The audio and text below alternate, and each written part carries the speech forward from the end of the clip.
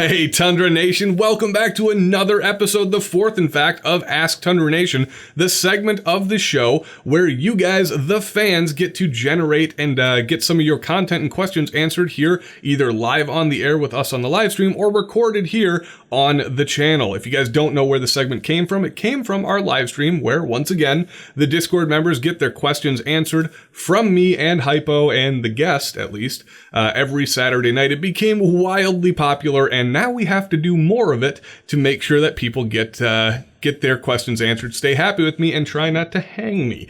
Because trust me, some threats have been made. Let's, before we dive into it, actually, if you guys feel like supporting the channel, go ahead and find that subscribe button down in, like right above the comments area, down in the down there, and then make sure to click that and the sub notification bell as well. Let's dive into our first question for Ask Tundra Nation episode number 4. And it comes from I Love Waffles, and he would like to know, I shoot a handgun right-handed and a long gun left-handed. Is there something wrong with my brain, or is this common? And if you are who I think you are, I Love Waffles, yes, there is something wrong with your brain because you're a Willet. I'm just kidding, buddy. No, there is nothing wrong with you. This is actually a ridiculously common problem. My guess is, there are a few other, things that could be happening, but my guess is you have an issue with what's called cross-eye dominance. Not an issue, but you're cross-eye dominant, which means that if you're a right-handed shooter, instead of your right eye being the dominant eye, obviously now it's your left eye. So when you're out, shooting, normally you're right in line with your gun. If you have right eye dominance, right-handed shooting, with lefties, you have to go cross. And that becomes very difficult when you have a rifle in your hands. So a lot of cross-eye dominant shooters will just learn to shoot left-handed, which is my guess what happened for you. There's not a whole lot of reason why people would transition from a right-handed pistol shooter to a left-handed rifle shooter otherwise.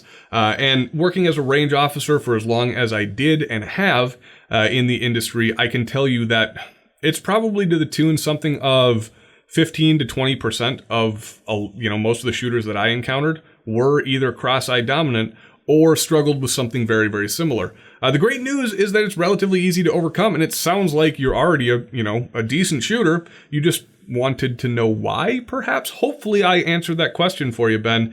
And just make sure to keep giving your brother shit, because he's the real loser of this group. You and I, we're taking over the world. Cheers. All right, next question comes from several, and he would like to know, does size matter?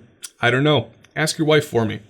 Next question comes from Joe Linux. Joe wants to know, how does it feel to know that while you're doing Tundra Talk, your buddies are getting better at ships in War Thunder while you just sit doing nothing but talk?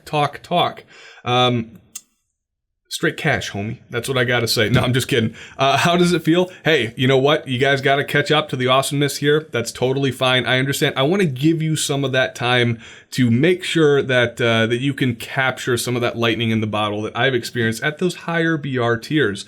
When you get there, Joe, just let me know. I'll be waiting, buddy. Next question comes from Trauma. Trauma would like to know, at Tundra Tactical, what was your Benchmade customer service experience? So it wasn't necessarily a customer service experience with Benchmade. For those of you who don't know, I work at a big box retail outdoor location here in the great state of Minnesota. I'm sure you can kind of infer as to which store that is. And I work usually behind a big wall as a firearms compliance officer, or firearms operations outfitter or officer, however you want to call it. So I don't really get to interact with customers all that much, which to me, that's a great thing. I don't always like to interact with customers, and I don't always play nice with others in that regard. One of my jobs is to do a lot of shipping and receiving, so I'm constantly cutting open cardboard boxes and therefore dulling my knife out.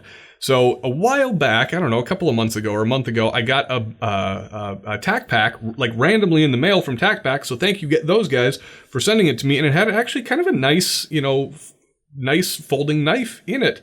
And so I've been using it as my kind of EDC knife, just trying to enjoy it and put it to good work. And it actually does take a pretty darn good edge. doesn't hold it for a terribly long period of time, but I digress. I go out to sharpen the knife, and there is this guy. If this is me sharpening the knife, this guy is like standing not even a foot away from the back of my head, looking over my shoulder, like watching me sharpen this knife. And so I figure, usually when I'm out there doing this, it's customer has a question on the knife sharpener or something. I don't know much about knife sharpening. I know enough to be dangerous, but I can't tell you the technical details of what angle is the best for this and that. And so I'm just sitting there, I'm thinking, all right, well, I don't really want to talk to this guy, but hey, whatever. And so I go, hey man, what do you want to know? He's like, I can't remember exactly how the conversation went down. But he's like, well, let me take a look. The first thing he said is like, well, let me take a look at that. And so I step aside to show him the knife sharpener. He's like, no, the knife. And he grabbed the knife from me, like just out of my hands. And he grabbed it at the blade too, which is funny. He didn't cut himself. But anywho, he looks at the knife and he looks at the sharpener and he's like, I don't know. I don't think I'd do that. I don't think I'd put my knife through that. And I was like, it honestly, it works pretty good for a quick, like little zoop, zoop, done, get your knife sharpened up to be serviceable and ready for the day. Works pretty well. He's like, yeah, I know, but I've got and he flicks it open as he says, he goes, I've got a Benchmade. And I think to myself, I'm like, I bet you probably have a fucking XD and 40 cal too, don't you, you asshole? Like these people, every industry has these people that, just have that buzzword made piece, right? That just makes them think that they're the coolest freaking person in the world. I'm like, dude, it's a $200 knife. I get it. Okay. You spent a lot of money on your knife. So now you're too good to sharpen it in something? Fuck off.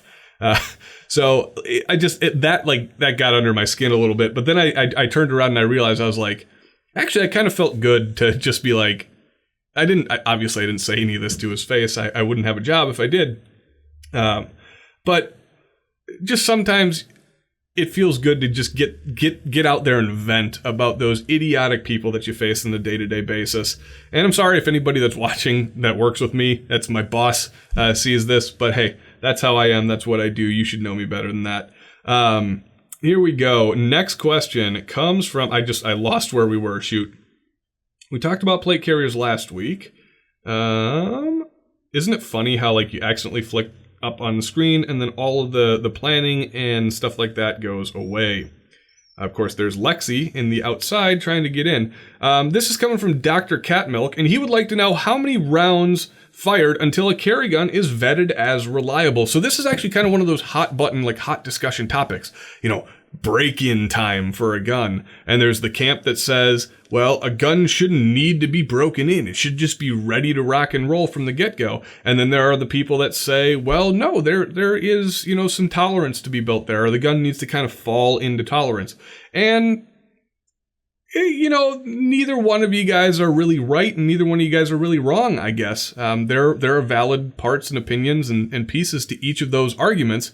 What I would say is I'm going to err towards the break-in period camp. And the reason for that is if I'm shooting a competition gun, I want that gun to be tuned up and ready to rock and roll right out of the box. If I'm spending $3,000 on a freaking gun, that thing should be ready to rock and roll. If I'm spending $400, $500, $600 on a carry gun or something that I plan to use defensively, or just go to the range, maybe it's my first gun, then, I expect to maybe have a couple of issues now and again. By the way, if you're a brand new gun owner, hold on one second. Still drinking the cheap shit, by the way. If you're a brand new gun owner and you get a new gun, let's say you go to a XYZ gun shop, you grab your gun and you hop right onto the range, chances are you might have a couple of malfunctions, and that's nothing to do with the gun's fault. Usually this has to do with something called the break-in period and the fact that the gun doesn't come terribly well maintained or lubricated from the factory. So if you do that, just expect some issues. There's nothing usually dangerous about it, but just expect some issues. I would say couple hundred rounds to maybe 300 rounds is where, my idea of a proper break-in period comes from. Once again, if I've got a really high dollar gun, it really goes one extreme or the other. It needs 1,000 rounds to be properly broken in, or it's just ready to go right out of the box. But for your average gun, my quoted statistic, if you're listening to me, that's your first problem, but my quoted statistic is usually about 300 rounds. So the next question will come from, let's see. God, my phone keeps moving this, so I'm just going to pick questions at random now. Crazy Uncle Dave. Crazy Uncle Dave would like to know, what was your oh God. Actually, no, I don't have to embarrass myself. It wasn't my first firearm. What was your first firearm? How did you get it? What made you like it / dislike it? And actually, it is still kind of embarrassing. My very first firearm that I owned as a civilian, I wasn't one of those guys that like went out at age 18 and bought a gun. I was in the military, so, it was a little bit more difficult as I was bouncing in and out of the country, depending on where I was, to pick up a firearm. However, I did spend a significant time stateside towards the end of my time in, and that's when I made the decision. And so, like a lot of you out there, the first gun I ever purchased was an SKS. It was a Yugo SKS. And it was awesome. I really liked it. Unfortunately, I bubbaed the shit out of that thing, as every new gun owner does, with the Tapco stock and the 20-round duckbill and all that stuff. And I'm thinking to myself, I'm like, who needs an AR-15 when you've got this? I was a FUD. I was an absolute FUD, and I ruined an SKS. Even though you could argue that it's an SKS, it's ruined already. Yeah, that was my first gun. Don't laugh at me, because you're sitting there laughing at me with an XD sitting in your holster. Or you're doing the exact same thing as we speak, or you did the exact same thing in the past, and if you didn't, you thought about it. So you're just as bad as the rest of us. Cheers, buddy. All right, next question. I gotta turn my timeout on my phone off so it doesn't keep doing this. Boogmaster Ranger wants to know, what is the first AK you're gonna buy, and why will it be an AMD 65? Ranger or Boog, you'd like to think you know me, wouldn't you? But unfortunately, you do not, because the very first AK that I am going to buy will be one of two things. It'll either be a parts kit that I spend a ludicrous amount of money on and turn into a Zenit build, or we'll be buying something from Mr. Brandon Herrera, as I have told him I was going to so many times and have still yet to, quote unquote, yes, pun intended, pull the trigger on that decision. Not an AMD 65. Hey, maybe, who knows? But I'll have to rely on my AK friends to tell me what to do there. If you guys don't know, I am a big AR guy, not a humongous AK guy. I leave that to the true experts out there, the Mr. Jim Fullers of the world, the Brandons of the world, and they know way more than I do. So I will ask their opinion, and whatever they tell me to buy, I'll get, unless they're fucking trolling me, and then I'm coming after you. Next question comes from... Don't try to say singing a lullaby to me, Google. Come on. Moose wants to know, would you be open to playing Airsoft as a sort of training for real scenarios? I know a lot of people actually who do this, and specifically in that regard for training for real scenarios. Yeah, maybe. I'm not going to go out and be the guy that invests just as much, because, I mean, let's be honest, some of the really nice airsoft guns out there cost just as much, if not more, as actual firearms. So that's like the major barrier to entry for me. The reason I don't want to do it is, if I'm going to spend that money, I just want to spend it on normal guns or classes or trainings or ammunition. I don't want to go out and buy something that's going to help me train, yes, but it's going to cost me so much to get into that it's going to be almost preventative. So that's my issue with airsoft for training. If there was an outlet for me, like let's say I could go and find a place that was like a legit training company that used airsoft and equipment, absolutely I'd be open to that idea for like a force on force type of deal. And I do know that there are certain places here in the Twin Cities, namely Integrative Defensive Solutions, I believe. If I got it right, Todd, I'm glad. If I got it wrong, please don't come after my family. I'm just kidding. You wouldn't. You're a good dude. But that's my issue is, we got a few airsoft nerds in the Discord. You know who you are, Ranger. You know who you are. But like the amount of money these people spend on this stuff is insane, and great, good on you. If you're getting some enjoyment out of it, I'm not going to tell you that it's not worth it or you're a nerd, but still, I'm not going to say that out. I did just say that out loud. Anyways, moving on. Let's see. Tiberius wants to know, what is your personal opinion on solid copper rounds versus traditional hollow points? Tiberius, this may surprise you to know this. I just don't care, man. If I'm shooting hollow points, it's HSTs. That's it. That's all I shoot. That's all I've ever shot. That's what I like. That's what I understand, at least for, when we're talking handgun calibers. The whole solid copper stuff, the joke that we perpetuated for the longest time with Fort Scott munitions, tumbles on impact. It was a funny joke, but do I really believe that Fort Scott munitions is as good, if not better, than a freaking HST that has had years and years, decades of, I think the HST has been around for quite some time. At least the Hydroshock's been around for quite some time. Does it have a one-up on that? Maybe. But I'm talking about something that I'm potentially defending my life with, and as the average consumer, I don't have the time, the effort, or the energy, possibly even the money, or the resources to go out and ballistically test each and every single round that I decide I want to carry. I want something that I know 100% of the time is going, well, maybe not 100% of the time, nothing's 100%, but know that more often than not, it's going to be working. It's going to expand in the way I want it to. It's going to, pedal out. It's going to, retain its mass. And that is the Hydroshocks and the HSTs. So what is my opinion?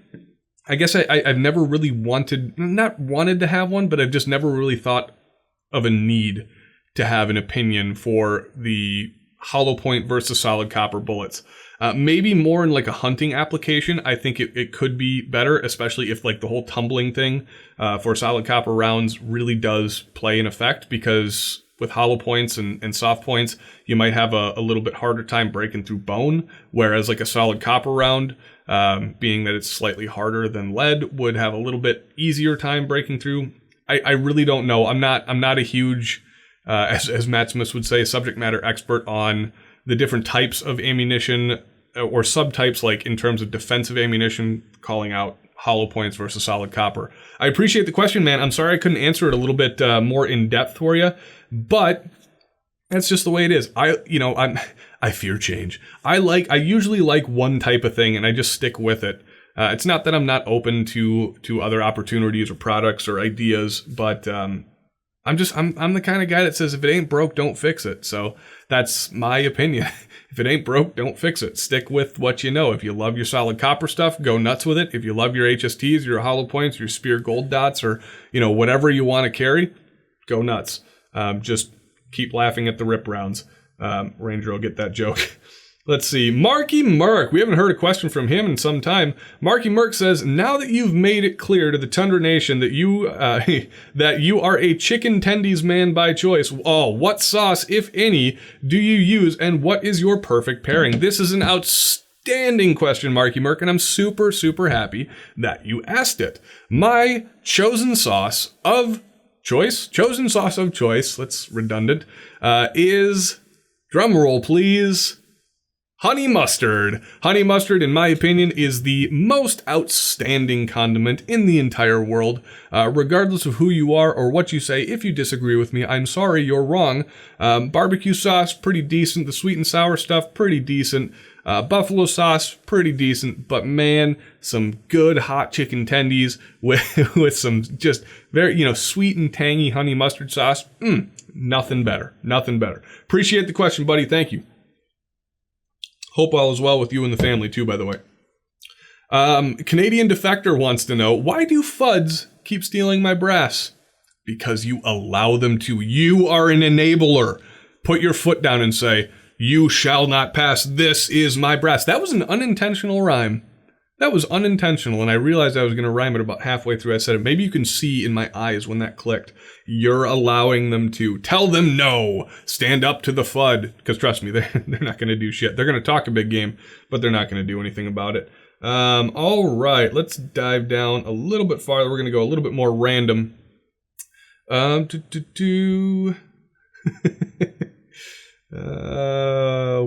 Trauma wants to know, what carry position would you recommend for a man with a large body? Habitus? Habitus? I don't know what that word is. A large body? I've seen big guys carry appendix. I think that's a myth.